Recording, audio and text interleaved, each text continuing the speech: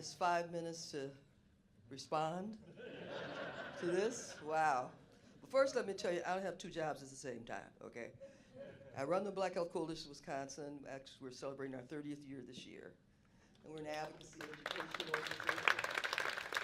But as of 6 weeks ago, I became the health commissioner for the city of Milwaukee. So for a while. I told folks that the first week I was like, okay, Lord, what am I doing here? What is this? But it's fine now. So if they wanted to do something to me, they should have done the first week because I got it now. Got it figured out. Health is what I've talked about all my life, and I sit and I listen to this and I think about the things. Born and raised here in Milwaukee, been here all my life. So just seeing a lot of different things and going through my head, I remember we lived on 10th and Brown, right around the first Bronzeville areas where I was raised, right 10th and Brown. And I remember saying to my father, something was on TV and they were having it at Kosciuszko Park. And I'm like, well, that sounds good. Maybe, why don't we go there? And he just looked at me and he said, there's some other things we can do. I didn't realize then why.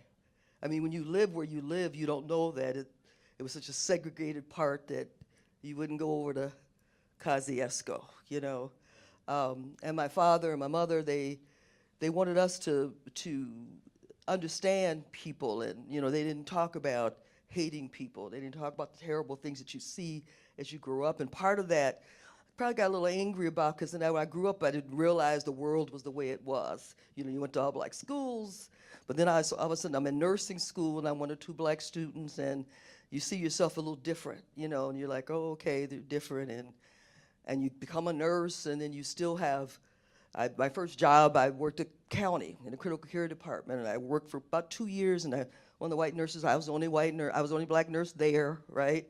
And one of the nurses I worked with, who I had a good relationship with, one night she said to me, Pat, I enjoy working with you so much, I forget you're black. And I was like, really? I mean, I guess my face right away, I think she realized, but she thought she was paying me a compliment, right?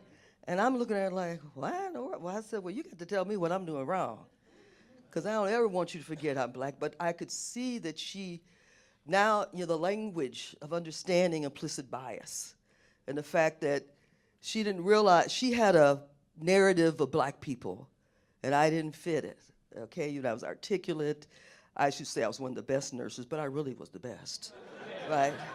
I mean, so I didn't fit her description, and I realized that. And I even then, I guess because of the way I was raised, I was like, Rosie, don't worry about it. But for 2 years, she just was worried. But if she thought about it, that's good, right? And I'm like, it's okay.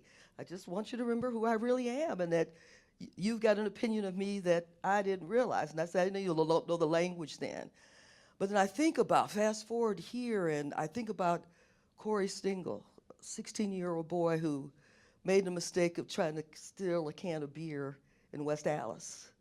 And then 3 men sat on him and suffocated him. And I think of Dontre Hamilton, who was mentally ill, had different issues, and 2 policemen came and checked him out and said he was okay.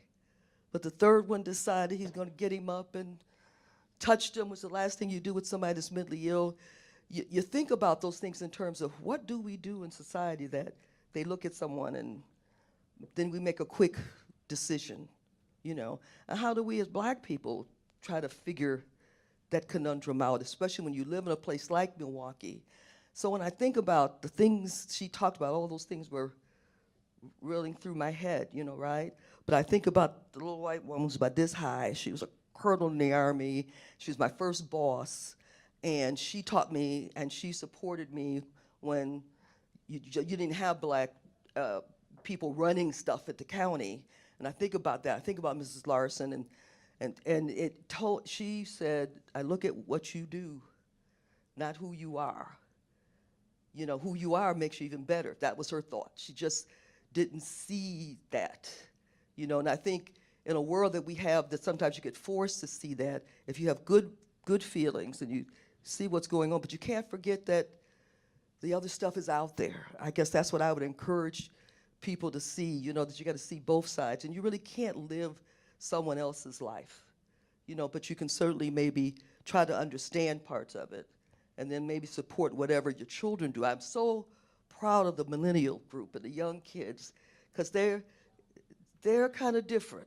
This first time I began to see, really, I mean, white and black, whatever. I mean, they just kind of see the world a little bit differently. So that's the first thing that's given me hope, I guess is what I'm saying, because I could look at this and just remember all these things, but I think if anything else, I always have hope. Thank you.